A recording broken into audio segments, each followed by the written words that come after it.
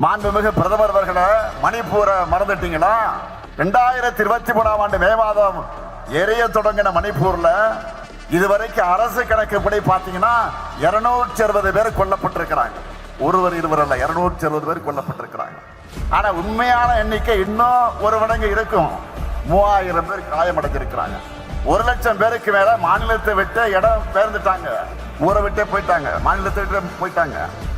3 ஆண்டுகளாக இயல்பு வாழ்க்கை பாதிக்கப்பட்டிருக்கு மணிப்பூர்ல. இத்தனைக்கு ஒன்றியத்தை ஆள்றது, மணிப்பூரை ஆண்டது பாஜக தான். ஆனா அவங்க டபுள் இன்ஜின் ஓட்டின டப்பா இன்ஜின் மணிப்பூர் மக்களை ஏன் காப்பாத்தல? மணிப்பூருடைய முதலமைச்சர் பிரேன் சிங் வீடு, அமைச்சர்கள் வீடு, எம்எல்ஏக்கள் வீடு, பிரேன் சிங் இன்னும் மருமகன் எம்எல்ஏவா இருக்கிறாரு, அவருடைய பெயர் இமோ சிங், அவருடைய வீடு எல்லாத்தையும் போராட்டக்காரர்கள் தாக்கி இருக்கிறாங்க, அடிமட்டமாக்கி இருக்கிறாங்க. ஆனா மணிப்பூரை ஆண்ட பாஜகவால ஏன் அமைதியை ஏற்படுத்த முடியல? இதுதான் பாஜகவுடைய லட்சணமா?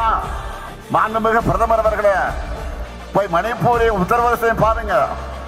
ஒட்டுமொத்த இந்தியாவுக்கு பாஜக மாநிலங்கள், அந்த 2 மாநிலங்கள் மூலமாகத்தான் போதைப் பொருட்களை பரவுதுன்னு ஆதாரங்களும் செய்தி வர்றது பத்திரிக்கை நீங்க படிக்கலையா? இது எல்லாத்தையும் மறைச்சிட்டு அமைதியான தமிழ்நாட்டு மேல அவதூறு பரப்பாதீங்க.